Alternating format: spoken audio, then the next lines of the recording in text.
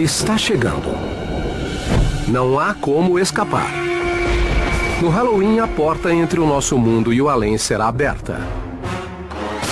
E então, a Terra dará lugar ao inferno. As pessoas gostam de pregar peças desde que o Halloween surgiu. Mas há quanto tempo ele existe? Qual é a sua origem? E por que as pessoas se fantasiam e fazem lanternas de abóboras? Seria para confrontar nossos piores medos? Revelar os segredos do Halloween é descobrir como tudo começou há milhares de anos. Então tranque as portas, apague as luzes, mas não tenha medo. Vamos desvendar a verdadeira história do Halloween. A verdadeira história do Halloween.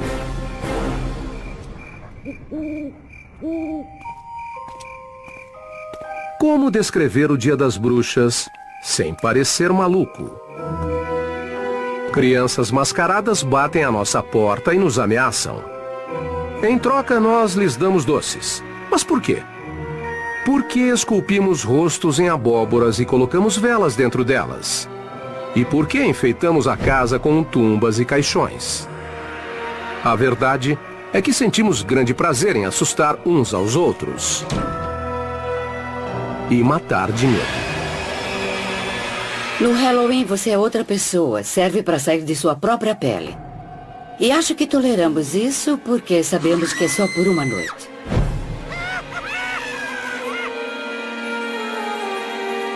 Tal desejo de confrontar nossos medos da vida e da morte e zombar deles é algo milenar, bem como as tradições do Halloween.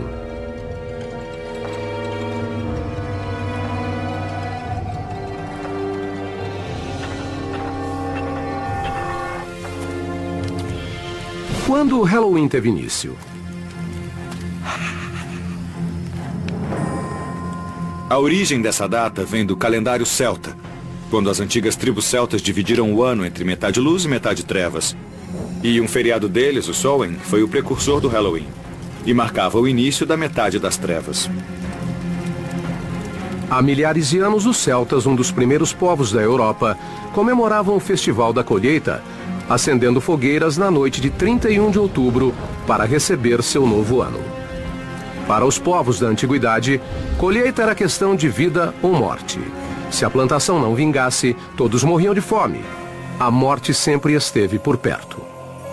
A época da colheita era meio assustadora. Os dias eram mais curtos e as noites mais longas. Ninguém tinha certeza se a comida duraria até o inverno acabar. É provavelmente daí que vem essa atmosfera de pesadelo da data. Era meio que um aviso, cada vez mais frio e escuro. Fiquem juntos, fiquem em casa. E não deixem ninguém sair à noite. Mas os celtas acreditavam em outras coisas sobre o Samhain. O que marcava o Samhain na transição da luz para as trevas era a permeabilidade, a flexibilidade do tempo e espaço.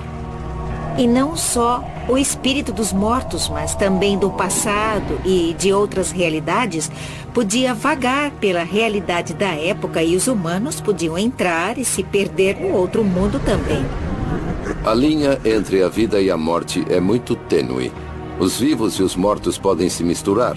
É isso que está na essência das comemorações do Halloween. Diz a lenda que na noite do Samhain, os vivos ficavam presos no mundo dos mortos e os mortos apareciam no mundo dos vivos. Mas a verdade é que pouco se sabe sobre o Samhain. Pode-se apenas supor que as fogueiras sejam um ícone familiar ao nosso Halloween, que serviam para atrair algo que ainda assusta muita gente. Os morcegos. Antes da eletricidade, o único jeito de ver um morcego era acendendo uma fogueira. E, na verdade, eles sempre aparecem ao redor de uma fogueira porque eles comem insetos. E insetos são atraídos pela luz. Morcegos saem à noite. E a noite sempre causava medo. Se você acha que os morcegos são a melhor e a pior parte do Halloween, você tem que agradecer os povos antigos, principalmente os celtas. Mas eles não foram a única cultura a seguir tradições horripilantes. Outros povos também cultuavam seus mortos. Várias culturas reservavam um dia ou dois para fazerem rituais e lembrarem de seus mortos. O interessante é que muitas dessas culturas são do mesmo período, principalmente sociedades agrícolas. E se pensarmos bem, é na primavera que as coisas brotam do chão.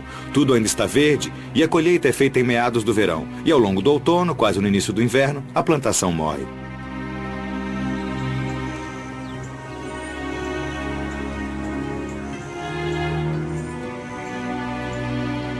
Mas como essa antiga tradição sobreviveu à era moderna?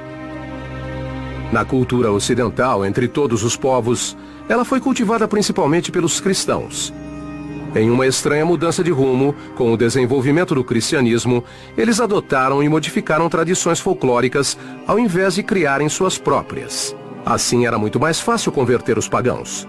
Um dos festivais pagãos mais importantes a passar por uma remodelagem foi a Lemúria, festival em que se acalmava o espírito dos mortos e culminava no dia 13 de maio. De todas as celebrações aos mortos do calendário romano, a Lemúria era a mais assustadora. Nesse evento, as chamadas larvas, ou fantasma dos mortos, apareciam para aterrorizar os vivos. Para acalmar os mortos, os romanos despejavam leite nos túmulos ou deixavam pequenos bolos como oferta. Em 609 da era cristã, a igreja incorporou a Lemúria e transformou o 13 de maio no Dia de Todos os Santos. Data em homenagem aos principais mártires do cristianismo. A instituição da data foi uma tentativa de cristianizar um festival pagão e, ao mesmo tempo, manter a essência de uma comemoração tão antiga. A versão cristã da Lemúria agradou tanto que os líderes da igreja tomaram uma decisão que levou ao surgimento do Halloween. Eles transferiram o Dia de Todos os Santos para o primeiro dia de novembro, um dia depois das comemorações do Samhain pagão.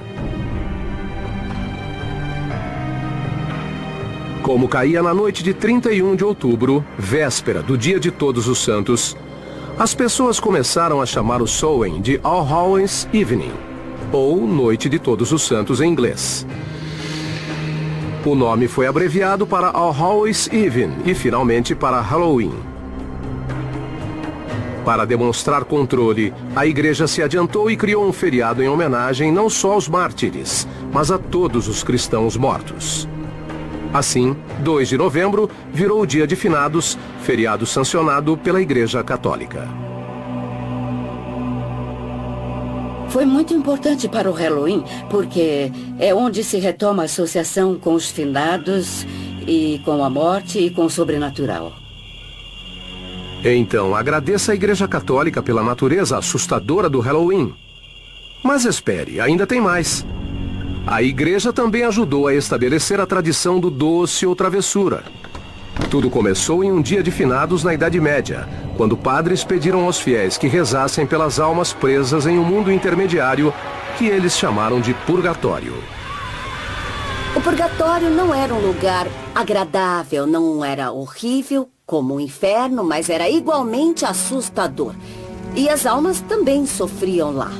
Felizmente, os fiéis podiam interceder. Era só rezar pelas almas do purgatório. Mas como tirar as almas do purgatório? De acordo com a Igreja Católica, se os fiéis rezassem o bastante, poderiam mandar uma alma para o céu.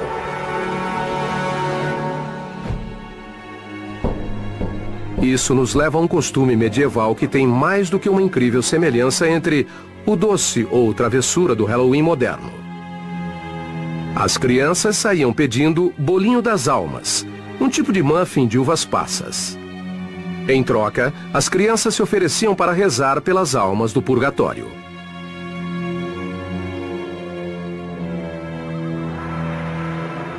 Tal precursor do doce ou travessura se tornou uma obsessão para os cristãos da era medieval, bem como outra característica essencial do Halloween: as bruxas.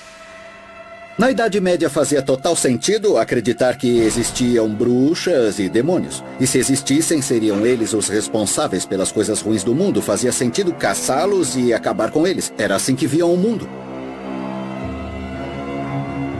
Uma histeria coletiva no século XVI ajudou a confirmar a aparência das bruxas, que para muitos é o ícone do Halloween.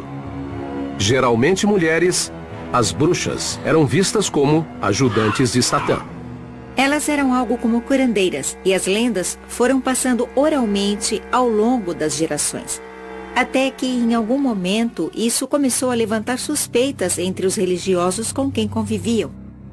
Muitos dos símbolos associados a essas mulheres, que geralmente viviam sozinhas e deviam ser meio excêntricas, se tornaram símbolos associados à bruxaria. À medida que cada vez mais mulheres eram acusadas de bruxaria, seus utensílios de cozinha ganharam dimensões sinistras e se tornaram ícones do Halloween. Até mesmo algo mundano como uma vassoura passou a ser instrumento de maldade, bem como meio de transporte. Outro item presente nesse imaginário era o utensílio em que elas faziam malignas poções: o caldeirão. O caldeirão era um utensílio comum, algo que todo mundo tinha em casa na Idade Média. Era um utensílio básico de cozinha. Já o chapéu pontudo é uma variação de um chapéu da mulher do campo da era medieval. E claro, tem o traiçoeiro e misterioso companheiro de olhos brilhantes, o gato. Não surpreende que os gatos sejam associados a bruxas e ao Halloween. Eles são meio enigmáticos. Não dá pra saber o que se passa na cabeça deles. Além disso, ficavam perto do fogão a lenha e das vassouras, e por isso são associados à bruxaria e também ao Halloween. Gatos pretos e bruxas, tumbas e fantasmas. Os elementos do maior e mais assustador festival dos Estados Unidos começavam a tomar forma. Tais ícones logo ganhariam o resto do mundo e ajudaram a criar a mística que conhecemos até hoje.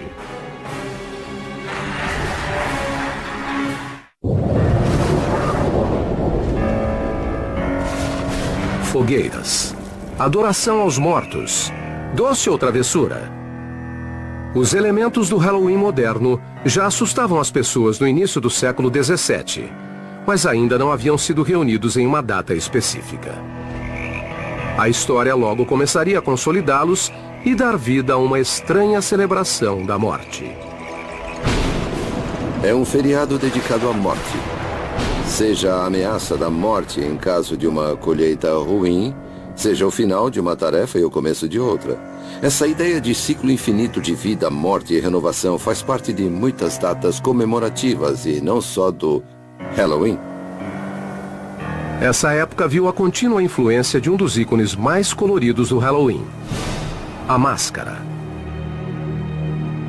que surgiu quase ao mesmo tempo que outra tradição do evento, a destruição. Alguns foliões mais exaltados também se embriagavam no dia de Todos os Santos e ameaçavam aqueles que não lhes dessem comida ou bebida. As máscaras serviam para esconder a identidade. As fronteiras entre os vivos e os mortos, e entre as regras sociais e a anarquia, ficavam estreitas na noite do Halloween. Na Inglaterra, eles cultivavam tradições específicas como vestir fantasias e bater de casa em casa apresentando pequenas peças. Ao final da apresentação, eles ganhavam o que comer e às vezes dinheiro. Seria um doce ou travessura? Não exatamente, mas a semelhança é evidente. Na Inglaterra do século XVII, muitos desses costumes aconteciam somente nas áreas rurais. Mas logo ganharam força na cidade graças a um terrorista católico chamado Guy Fawkes. Em 5 de novembro de 1605, Fawkes tentou explodir o parlamento inglês usando 36 barris de pólvora. Guy Fawkes foi julgado, condenado e enforcado. Segundo a lenda, seu corpo foi drenado e esquartejado e os pedaços foram lançados ao fogo. No ano seguinte, no aniversário do fracasso do plano, as crianças de Londres zombaram da memória de Guy Fawkes, promovendo o caos nas ruas, saindo em desfile, pedindo prendas e acendendo fogueiras.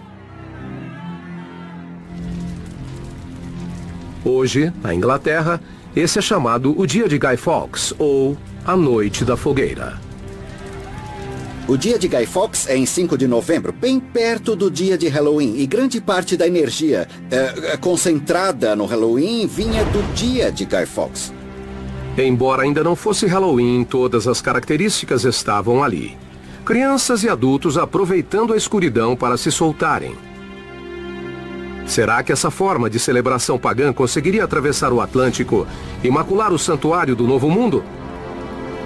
Não, se os puritanos chegassem antes. Os puritanos criavam sua visão de mundo inspirados na Bíblia. E na Bíblia você não encontra apenas Deus, mas o mal, os demônios, anjos, todo tipo de entidades sobrenaturais. E é nisso que eles prestavam atenção. Nas forças maléficas, na maldade. Para os puritanos da Nova Inglaterra, o sobrenatural era uma terrível força do mal, e não apenas uma inofensiva superstição que inspirou um feriado. Apesar do esforço para matar a tradição do Halloween, alguns adeptos da comemoração do dia de Guy Fawkes desembarcaram na América. Outros colonizadores toleravam e até aceitavam as tradições que os puritanos tanto temiam. E assim, foram plantadas as sementes do evento que logo se tornaria o Halloween americano. Encontramos fragmentos aqui e ali, pessoas celebrando ou fazendo festas à fantasia, mas é muito difícil apontar com certeza o que deu origem às festividades de Halloween. Por exemplo, em 1833, há um texto que descreve o Halloween não como uma festa, mas uma reunião de pessoas contando histórias de terror ao redor da fogueira. Até que uma característica assustadora, a figura do espírito ou fantasma, se juntaria a bruxas e esqueletos em uma macabra dança de Halloween. Em meados do século XIX, os Estados Unidos ganharam uma data muito mais estranha. Depois de 4 longos anos de guerra civil que terminaram em 1865, com mais de 500 mil de mortos. Havia tantos indigentes, tantos corpos irreconhecíveis nos campos de guerra civil, que o país ficou obcecado pela morte. Grande parte dos soldados foi enterrada sem identificação. Ninguém sabe o que aconteceu com eles. E a população achava que eles poderiam voltar, que talvez não estivessem mortos. Faz sentido pensar que as pessoas contavam histórias de fantasma. E as primeiras histórias desse tipo eram sobre soldados que voltavam para casa. Foi nessa época que o Halloween teve início nos Estados Unidos. Depois da Guerra Civil, quando imigrantes escoceses e irlandeses levaram seus costumes rurais do velho para o Novo Mundo e ajudaram a estabelecer tradições de Halloween genuinamente americanas. Os escoceses não achavam essa noite tão medonha assim. Naquela época, a figura do bicho-papão ainda nem existia. O bicho-papão era a denominação geral para uma entidade amórfica que assustava crianças. Se escondia embaixo da cama, batia na janela e ficava à espreita em cercas e portões. As crianças acreditavam que o bicho-papão morava no portão e que na noite de Halloween, quando elas cruzassem aquele portão, ele estaria sentado ali esperando para pegá-las. A lanterna de abóbora, marca registrada do Halloween, também começou como uma tradição europeia. Mas a primeira versão não foi esculpida em uma abóbora. Existe uma lenda sobre um homem apelidado de Jack Miserável. Jack era um encrenqueiro e foi um homem tão ruim que conseguiu ser expulso do inferno, o que não é muito fácil de conseguir. Mas o diabo teve pena dele e lhe deu uma brasa de carvão tirada do fogo do inferno, para que ele se guiasse. Jack pegou a brasa, colocou dentro de um nabo sem miolo e saiu andando por aí. Foi assim que surgiu a lenda de Jack e a lanterna. Em uma antiga tradição europeia, crianças esculpiam lanternas em nabos e colocavam velas dentro deles. A primeira referência da lanterna de abóbora nos Estados Unidos vem de Nathaniel Hawthorne, que em Histórias Contadas 2 Vezes descreve um casaco velho, cheio de furos, que quando colocado contra a luz brilha igual a lanterna de Jack Miserável. A tradição da lanterna foi modificada nos Estados Unidos. O nabo do Velho Mundo foi substituído pela abóbora, grande e macia. E o Halloween finalmente ganhou a sua marca registrada. Na época da Guerra Civil, a prática de entalhar abóboras com expressões faciais já era conhecida. O Velho Mundo usava um tubérculo duro e pequeno, que o Novo Mundo substituiu por uma vistosa e redonda abóbora. A colheita de abóboras geralmente acontecia na época do Halloween, e as crianças perceberam que a lanterna podia ser uma ótima ferramenta para pregar peças na noite de Halloween. As crianças viram como era legal fazer lanternas. Era só pegar uma abóbora, tirar o miolo e colocar uma vela dentro. Depois espetavam um cabo nela, cobriam com um lençol e saíam por aí assustando. Ver uma figura dessas pela janela é algo que dá muito medo. A lanterna de abóbora se tornou o rosto do Halloween. Além disso, os imigrantes escoceses e irlandeses levaram para a América uma mistura de brincadeira e vandalismo na prática de jogar pedra nas casas. No Halloween, no início do século XX, a juventude americana esperava ansiosa por uma noite cheia de confusões e enrascadas.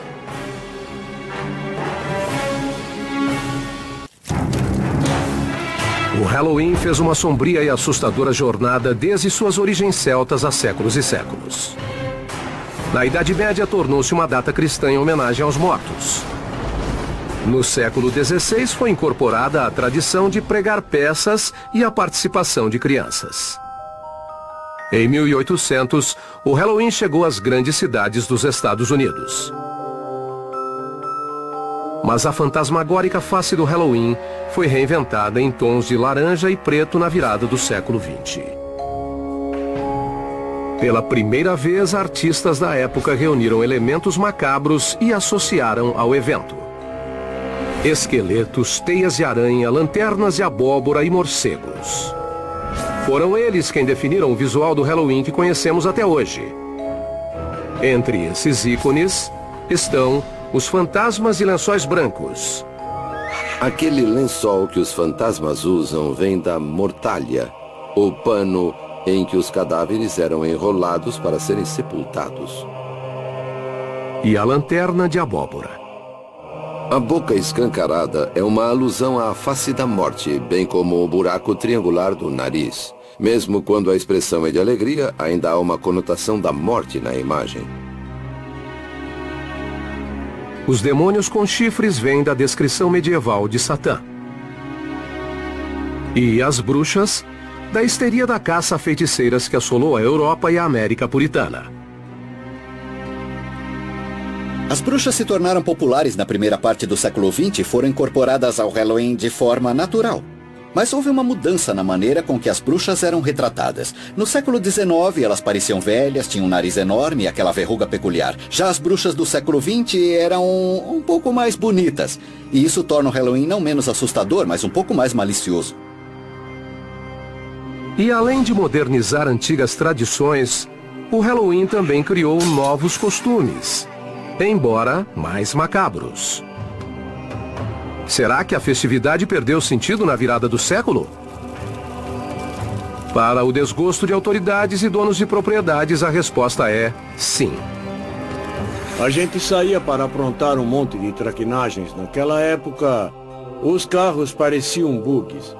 Os meninos maiores pegavam um bug e subiam em um monte de feno. Depois, mais uns 10 garotos iam empurrando o monte acima e deixavam o bug lá em cima. Era divertido. E nunca ninguém fez nada realmente destrutivo. Só travessuras. Mas muitos consideravam essas brincadeiras destrutivas.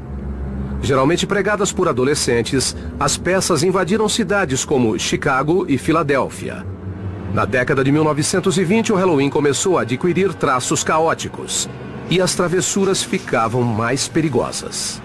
As travessuras iam além de apenas tacar abóboras. As crianças pegavam sabão e passavam nos trilhos para que os bondes descarrilassem e os passageiros se machucassem. Elas tiravam as escadas móveis da porta das pessoas para que elas caíssem. Provocavam incêndios, apedrejavam janelas e faziam todo tipo de ação destrutiva. Na comunidade rural, os jovens desmontavam carroças e as remontavam em telhados. Também abriam as porteiras de fazendas para que os animais escapassem. Uma travessura tão popular em algumas regiões que na véspera de Halloween era chamada de Noite da Porteira. Em outros lugares era a Noite das Diabruras ou a Noite Infernal. Durante a Grande Depressão, as travessuras eram em parte produto de uma fase de desespero ou uma desculpa para extravasar. Mas o país já estava cheio de problemas e muitas comunidades não conseguiam nem comprar comida, quanto mais limpar a bagunça deixada por vândalos. O Halloween de 1933 foi apelidado pelos jornais de Halloween Negro, por causa da destruição que muitas cidades sofreram. Os jovens deixaram de fazer brincadeiras inocentes para estourar postes de luz, incendiar casas e quebrar vidros de carros. Para continuar existindo, o Halloween teria que passar por mudanças. Escolas, departamentos de polícia e outros grupos civis promoveram com consciência e pulso firme a ideia de um Halloween mais tranquilo. Os grupos inventavam vários tipos de atividades para divertir as crianças. Festas nas ruas, concursos de fantasia, jogos. Tudo para evitar que elas vandalizassem e voltassem a se divertir. Empresas como a Denison e a Barstow também contribuíram com a causa civil. A Denison lançou uma série de livros temáticos chamada Boogie Books, que ensinava maneiras de transformar o Halloween em uma noite mais festiva e menos violenta. A Denison foi uma das primeiras empresas a perceber que o Halloween podia ser muito lucrativo. Os produtos temáticos que eles lançavam eram vendidos no varejo em drogarias de todos os Estados Unidos. Eles também foram pioneiros no lançamento de máscaras e fantasias de papel.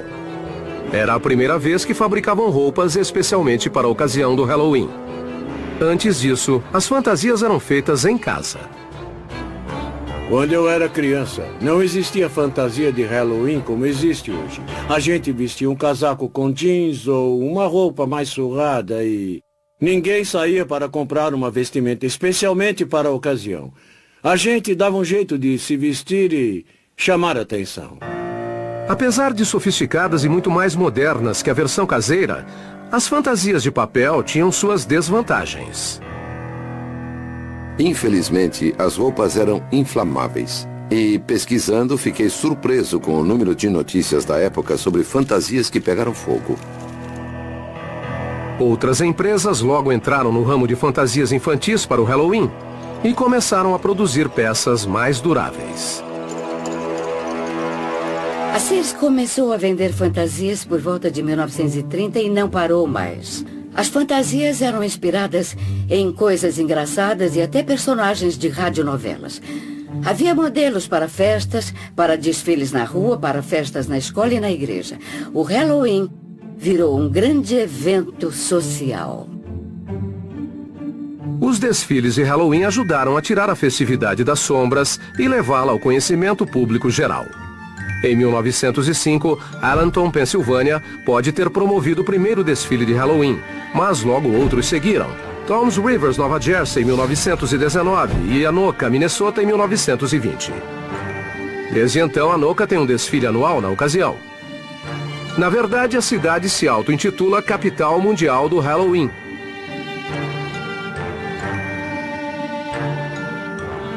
Todos os esforços locais para acabar com o vandalismo deram certo, mas o Halloween ainda precisava de uma tradição mais sólida. O que não demorou em acontecer, embora a nova tradição fosse a variação de um antigo tema.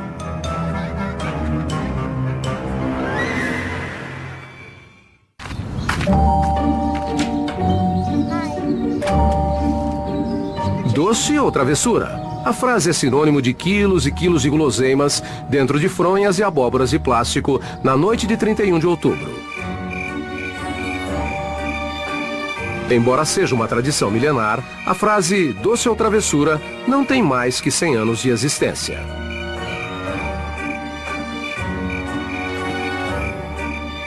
O doce ou travessura é algo recente. As pessoas acham que existe há milênios, mas não existe. Na verdade, essa tradição tem menos de 80 anos, eu acho.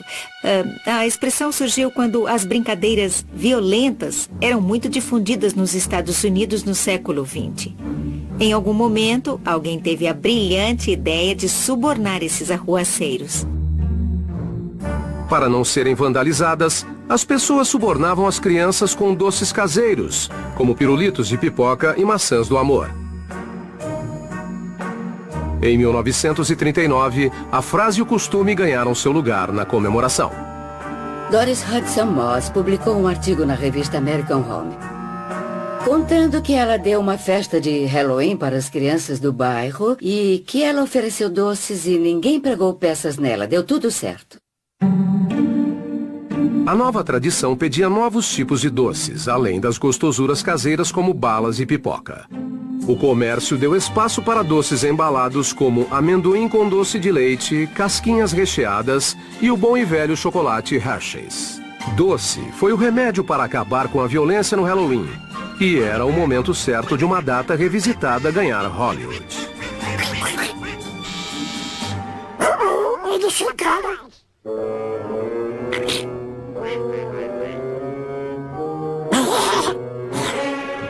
Olá, meninos! Doce travessura! Pra você e pra você. Obrigado, tio Donald! O Halloween tornava-se um fenômeno cultural. Um festival nacional com milhões de pessoas celebrando a alegria de ganhar toneladas de doce industrializado. Eu adorava o Halloween quando era criança. Eu participava de tudo. Adorava os rituais, adorava as travessuras, as diabruras que eu fazia. Adorava me fantasiar, pedir doces nas casas e também tinham as festas. Era tudo fantástico. Em 1996, o Halloween encontrou o caminho por onde todas as culturas passam. A televisão. A nova onda pop chegou ao horário nobre e os Estados Unidos saíram em busca de doces com a turma do Charlie Brown. A ideia da Grande Abóbora surgiu nos quadrinhos e, quando o Charlie Schulz decidiu que seria engraçado se uma das crianças confundisse algum feriado. E é por isso que todo ano o Lino visitava a plantação de abóbora. Bem-vinda, Grande Abóbora. Pra quem que você tá escrevendo, Lino? Esta é a época do ano em que eu escrevo para a Grande Abóbora. Na noite de Halloween, ela sai da plantação de abóbora e voa carregando sacolas cheias de brinquedos para todas as crianças do mundo. Você ficou louco? Quando é que você vai parar de acreditar nessas coisas inventadas? Quando você parar de acreditar naquele homem de roupa vermelha e barba branca. A televisão e os quadrinhos mais famosos dos Estados Unidos deram ao Halloween um selo informal de aprovação. Nunca na história a data havia sido tão popular. Mas desenhos com o tema da festa feitos para crianças eram uma coisa. Um filme para adultos com o mesmo tema era bem diferente. A empreitada era inédita. Até o diretor de cinema John Carpenter assumir os riscos em 1978 com o clássico Halloween. A ideia de chamar o filme de Halloween foi da distribuidora. Quando me disseram, eu falei, vocês acertaram. Ninguém ainda fez um filme sobre o assunto. E aí você pensa, uau, por que é que eu não pensei nisso antes? É uma ótima ideia. O filme custou $325 mil e arrecadou mais de 500 milhões de dólares no mundo todo. Ele abriu as portas e elevou o filme B à categoria de cinema de respeito e, sem pretensão, o filme redefiniu nossas preferências quanto a máscaras de Halloween. Tudo começou quando a falta de orçamento obrigou a equipe de figurino a criar uma máscara para Michael Myers, o vilão da trama, com pouquíssimo material. Um dos figurinistas correu até a loja de mágicas de Beth Wheeler, na Hollywood Boulevard, e comprou uma máscara do Capitão Kirk que não parecia nada com William Shatner. Era uma máscara estranha, com o rosto alongado. Era pintada com tinta spray e grudava no rosto. Ficava distorcida. Era perfeita, pois o roteiro dizia que o assassino parecia vestir a máscara. A máscara, comprada às pressas, e o vilão que a usava, logo se tornaram outro ícone do Halloween. O filme original é de 1978, mas Michael Myers ainda é um dos personagens de Halloween mais famosos de todos os tempos. A ideia do maníaco mascarado, aterrorizando os jovens no Halloween, mudou o foco dos filmes de fantasmas e demônios para vilões humanos. Mas a estranha máscara fez mais que isso. Ela ajudou a redefinir os limites do sentido de esconder o rosto no Halloween e apresentou uma nova face à comemoração. A face de um novo milênio.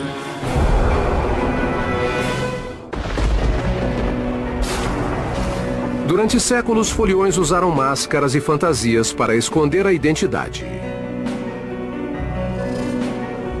Hoje, trata-se de um negócio multimilionário. A Halloween Towns, em Burbank, Califórnia, é a mais famosa das lojas temáticas. Funciona o ano todo e atende com satisfação clientes que precisam se disfarçar. Inauguramos a loja há 10 anos e queríamos fazer algo especial, então decidimos abrir o ano inteiro. Uma loja permanente, com um ambiente assustador e produtos de qualidade. Isso deixa os clientes com vontade de fazer compras de Halloween. A loja está repleta de produtos temáticos, mas o carro-chefe da Halloween Towns é a máscara. Temos dezenas de máscaras. Temos as melhores máscaras de zumbis e de palhaços. Máscaras e fantasias sempre foram ótimas desculpas para se liberar, para mudar de comportamento. E uma festa como Halloween, em que todos se fantasiam, é mais do que perfeita. Quando eu era criança, adorava máscaras, mas as lojas locais geralmente vendiam umas máscaras de plástico mole que logo perdiam a forma. Com o passar do tempo, a brincadeira virou uma forma de arte e os técnicos gastam horas modelando e pintando. Hoje é possível comprar um modelo de qualidade similar às máscaras do cinema. E disso Wayne Todd entende. Ele é técnico de efeitos especiais de grandes estúdios. Nossos clientes exigem produtos de altíssima qualidade e fazemos o máximo para satisfazê-los. Temos fantasias finas, coletes e todo tipo de acessório que não se encontra em qualquer lugar. É nossa especialidade. Seja lá o que você procura, a gente tem. As modernas máscaras e fantasias de hoje são muito diferentes dos demônios, bruxas, esqueletos e fantasmas genéricos dos anos 60. Foi nessa época que o figurino do Halloween começou a mudar. Hollywood influenciava o que as crianças vestiam, transformando-as em seus personagens de TV e cinema prediletos. Hoje, essa tendência virou uma obsessão. Franquias como A Hora do Pesadelo, Pânico e Halloween inspiram uma crescente legião de crianças vestidas para matar. Vestir a máscara do assassino do fantasma do esqueleto dá à criança uma sensação de poder e segurança. Pois o monstro não pode te pegar se você for o monstro naquele instante. Máscaras de maníacos fazem parte dos costumes em evolução. A única regra hoje é que não existem regras. A inspiração vem da cultura pop, religião, política e por aí vai. E cada vez mais, quem se esconde atrás delas não são crianças, mas adultos. O Halloween se tornou uma festividade adulta e provavelmente esse não era o caso 50, 60 anos atrás. É evidente que esse é um dia em que as pessoas podem ser quem geralmente não são. Elas se escondem atrás de uma máscara, usam roupas que nunca usariam no resto do ano e se divertem com isso. A verdade é que o Halloween do século XXI é uma festa mais dedicada a adultos que dedicada a crianças. Adultos que comemoravam quando crianças sentem muita saudade do Halloween. E o Halloween foi mudado e virou uma comemoração para adultos. A indústria do Halloween satisfaz todos que quiserem entrar no espírito da celebração, com festas temáticas em locais como casas assombradas. Há 50 anos, quando alguém não tinha mais idade para pedir doce ou fazer travessura, ficava em casa dando docinho para as crianças. Não tinha muito o que fazer. Hoje a indústria de entretenimento temático é enorme. Existem cerca de 4.000 festas em casas assombradas nos Estados Unidos todos os anos.